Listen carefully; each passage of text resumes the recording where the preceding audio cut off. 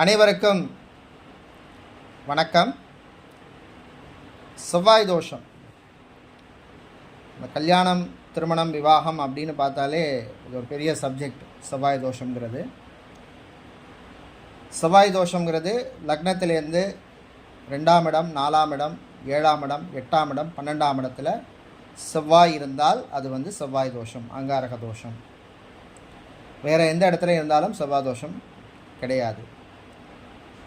அதுலேயும் குறிப்பாக லக்னத்திலேருந்து 7ஆம் இடம், 8ஆம் இடத்துல இருந்தால் அது தோஷத்துக்கு செவ்வாய் தோஷத்துக்கு வீரியம் கூட.